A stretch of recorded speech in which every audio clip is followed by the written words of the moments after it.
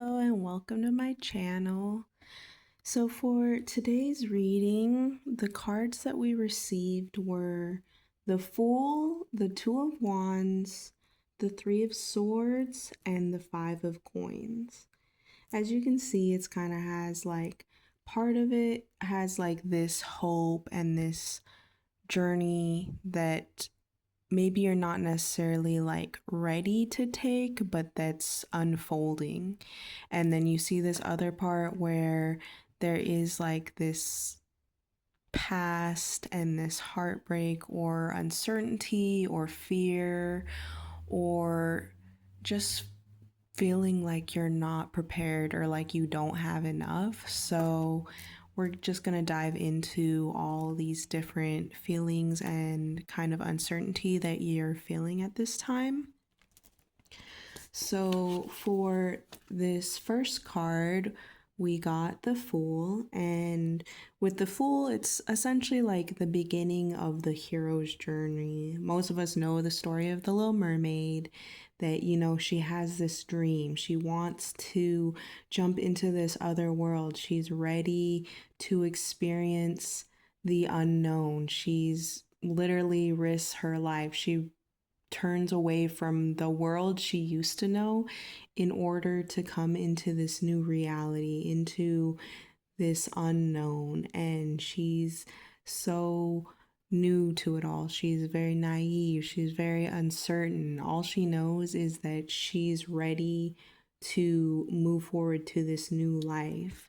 You've probably had this idea, this journey that maybe in an ideal way is exciting, and there's so many possibilities with it. There's so much that could happen. There's so much that's unknown about it. There's a part of you that does have like this childlike innocence for it, that does have this excitement for it.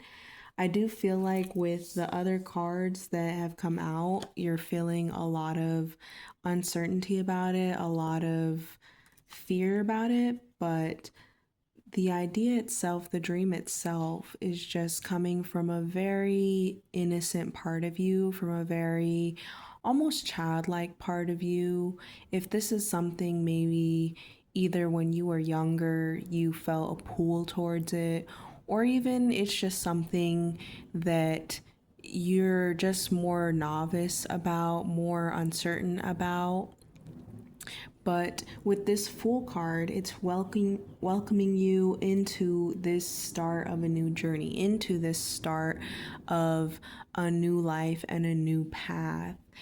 Obviously, it can be intimidating to step into these new roles, to step in this new reality, especially if we feel like we're not prepared for it, or like when people have like imposter syndrome, like, well, I'm not as good as this other person that does it, or, I don't have as much knowledge as this other person. But you can't constantly be assuming that because you're not number one at it or you're not the expert, that it means you can't go forward on plans. Like, at the end of the day, there's always going to be people that are more experienced than us, just like there's going to be people that aren't as experienced as us doing the same thing. Like, it can be easy to hold yourself back before you've even begun, but how are you going to bring these new innovations or these new ways to look at all these different topics or all these different paths you can take if you're just constantly holding yourself back? If you're not even putting in that new input, if you're not even trying, if you're already ready to give up and tell yourself you're not good enough, then you're not even going to move forward. And sometimes, even if you do try to avoid it, the universe kind of has a way into pushing you forward, anyways. So I feel like now is a good time to not doubt yourself as much. It makes sense to have like some reservations and some um like dissecting what you want to do and how you want to do it, but to just avoid it completely isn't going to resolve the issues, especially if it's something that is like, no, it's in your path to do this, it's in your path to move forward on this. And again, sometimes when we dig our heels into avoiding something, it has a way of kind of unfolding regardless. So, if you try and look at this more in an optimistic way and more as a way of like putting forward a new paradigm and a new reality for whatever you're doing, it can kind of help motivate you more. And just as long as you're taking it step by step, that can help encourage you onto whatever this plan or idea that's starting to set forward in motion in your life. And for the second card, we got the Two of Wands. So this one is showing a path. You can see where you've been versus where you're going. And there's so many possibilities and so many different ways to look at it. You have different options, you have a different ability on how you want to see this, where you want to go with this. You're starting to build a foundation for it. It's pretty new. With the Two of Wands, you still have a few more wands before you can get to that foundation, before you can feel as certain of yourself. But as you see, they are a strong person. Your soul is very strong. You have this ability. We all have a baseline within us that is able to create, that's able to expand and to build and grow. It's just a matter of remembering that about yourself, and whether it's just taking more time to have conversations with yourself, whether it's journaling or meditation, really focusing on what you want, trying to get rid of like the outside chatter and the uncertainty that you might be feeling, and really embodying like who you are and what you represent. It could be you're kind of feeling a split in between a path you're wanting to take, but you can feel safe in knowing that whichever way you decide to go, one, it's not the end all be all decision. So there's always different ways you can go from there. And two, either way, like if you're genuinely sitting with yourself and doing what you feel your soul is ready to do, you're not making a wrong choice doing that. Even if it ends up turning into something different or you're changing your mind about it, that's just helping your soul grow. Like, I mean, it's like when we eat food, you don't eat the same thing every day, but it's still, as long as you're eating something that's good for you, you're still going to help your vessel. It's just like if you're drinking lemon water versus like coconut water, it's still going to help hydrate you. It's just a different flavor and has different things that can help your body. So just remembering that as long as you're listening to that inner voice and not the fear chatter, not the indecisiveness, you're going to be okay, and you're still going to be able to learn important lessons in your soul's growth, in your soul's journey, and you're going to be able to bring forth whatever it is you need to bring forth. A lot of times it's easy to feel like if you don't make the right choice, then it's like, oh no, this bad thing's gonna happen or that bad thing's gonna happen. When in reality, it's just you maybe took an alternate route, and either way, you had a different view, but it's not necessarily that it was a bad view. So, again, just really sitting with yourself and trying to understand where you're coming from and what you want for yourself. And sometimes it can be hard, just in the sense that when we are very overwhelmed or if we're feeling dysregulated, it can be easy to just be grasping at straws or just like have so many different voices in our internal monologue that can be confusing or overwhelming. And in those times, just allowing yourself to question what the voice is trying to tell you, what exactly is behind the meaning of it all, and trying to make sure that you're not just going with something because you're afraid or because you think that's your only option.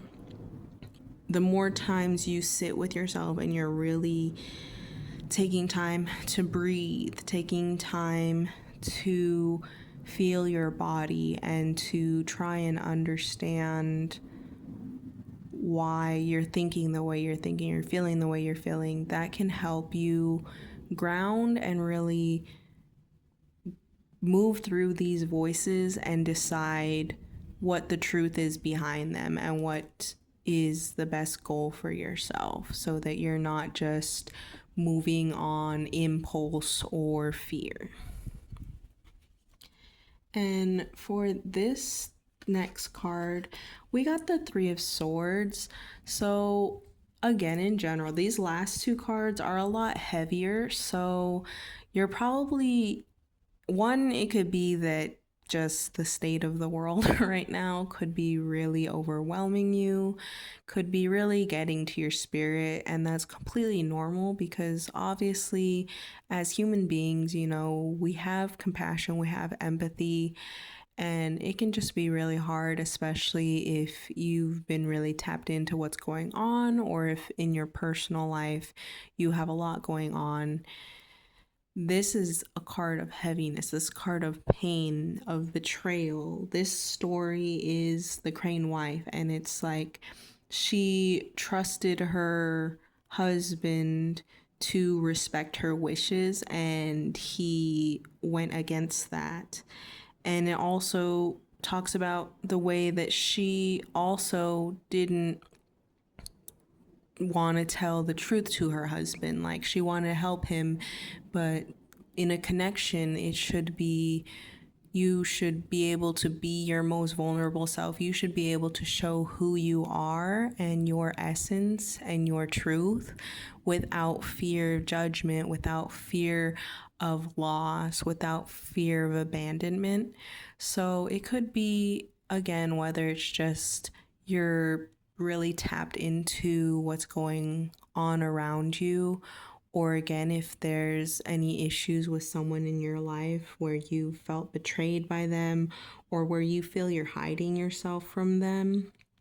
This story, I would definitely recommend reading this story if you've never read this story of the crane wife. I've always liked this story as a kid.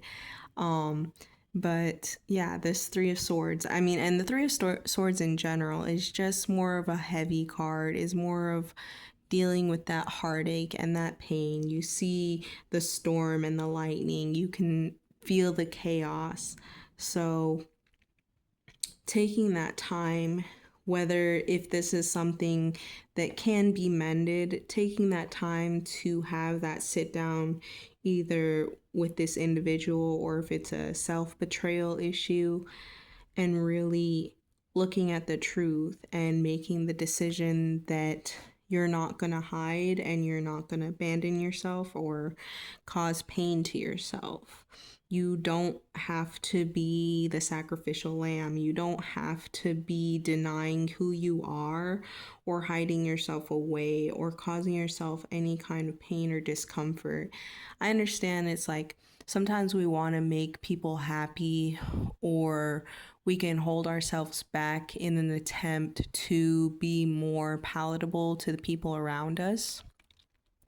But to deny who we are is going to cause pain and going to cause misalignment. If you're pretending to be somebody different in order to have access to certain people or in order to feel like you belong there or safe there, you're betraying yourself. And in the end, it's like, how long are you going to keep up that facade before the truth comes out, before the reality kicks in, before others realize or you realize like, hey, I can't keep this up anymore. Like, how long am I going to play this role or play this part just to appease the people around me? Just really taking that time to make the decision. And it can be hard. There's all sorts of ways that we wear masks around people, or we even, like, at work, you know, with professionalism or something, you might to an extent feel like, oh, I can't fully be myself.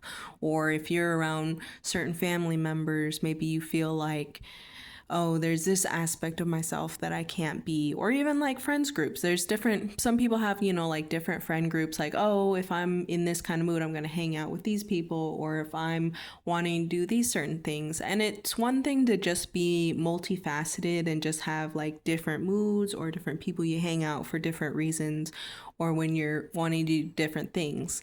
It's one thing, having different hobbies, different things you want to do at these different times in your life. But again, it's like you shouldn't be betraying yourself in that.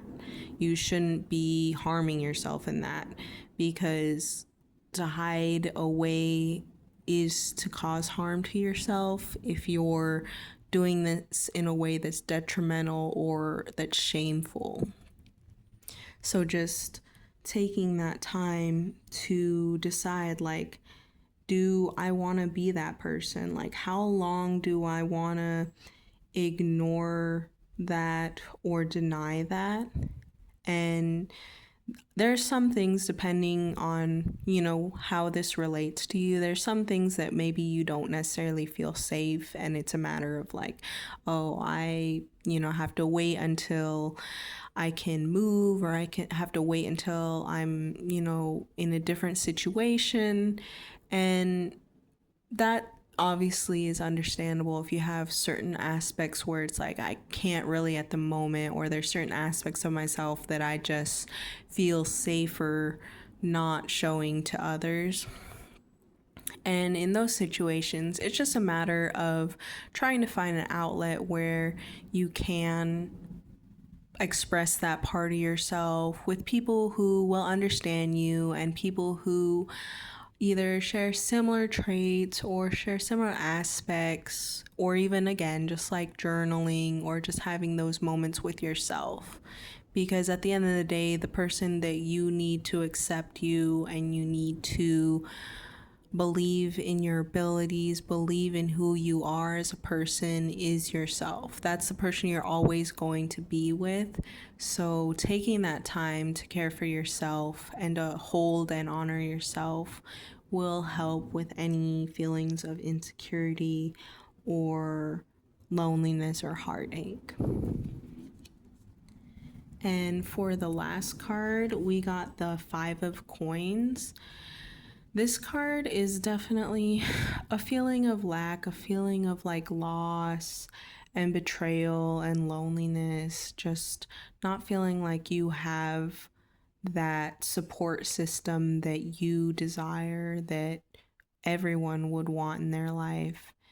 And in this story, it's like the little match girl where she's trying to find somewhere to stay for the night. She's cold and alone, and there are people that could help her. There are people that could provide a safe, warm place for her, and instead she is denied and she is left out in the cold alone. And when you don't have anyone to turn to, it makes sense why you would be feeling this way. It makes sense that you have these feelings of pain, these feelings of loss and heartbreak. Whether it's that you lost someone recently, or that because of whatever's going on right now, that you don't have that support system, you don't have that group to look out for you. And it can be a really lonely time when you're really at rock bottom and you're trying to find anyone to turn to, or you're even the people that you're supposed to be able to turn to, the people that you thought you could turn to, that they look away, or they aren't willing at all to help you. And it can be a really heavy time for you if this is either what you've just experienced or what you're currently experiencing. And it's things like this where it's important, especially as time moves on, it's important to have a community. It's like no person is an island. It's very, even people who like go off and homestead, they still, unless they're like 100% self-sufficient, most of them still have people that they have to be able to cooperate with in order to get to that point where they're more self-sufficient. It's like, unless you're able to do every single thing for yourself, you still need the community. It's like, even people with money who can buy whatever resources they need or whatever services they need to survive, if they didn't have those people that have the knowledge to do whatever they need to get done, they wouldn't be able to make it in the world. And I think it's easy for us to forget that, because it's like, when we live in a world where we can just give money in order to receive resources and services, it can be like, oh well, I do my own thing, I'm alone. And it's like, no, not really, because again, unless you're 1,000% independent and able to do these things, you still do require the help of others, even if it is in a bartering way or an exchange way. So in times, well, it's always been a good time to have communities, but in times like now, it is good to have either a support system or some type of communities you can get involved in, whether it's some type of volunteering. If you have specific hobbies or interests that you like, just finding local communities, finding groups online that can lead you to groups in your local neighborhood or your local city to connect with others who have the same types of interests or who have similar mindsets. You'll find sometimes when you are able to find specific niches that interest you, that you'll find people that can understand you. So if there's different types of interests or groups that you're looking into that can help with these feelings of loss and loneliness, whether this is something that's already happened or something you're currently feeling, it is good still to find people that can help us in those times. Because yes, it's important to be grounded in yourself, it's important to have understanding for yourself, but we all can use the help of others to guide us and to encourage us and to uplift our spirits, especially in times where we're going through these type of difficult emotions or difficult times. So that is the reading.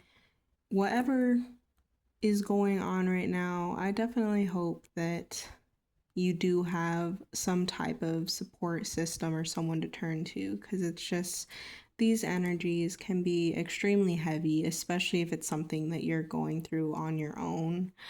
I will say that when I finished pulling the cards for this, when I set the deck on the table, one card flew out off the table, and that was the 10 of Cups. So that can be a little bit of optimism. And then the irony, the 10 of Cups, it does lead to like the end of the Little Mermaid, where she does have her family's blessing. She does have the life that she was looking for.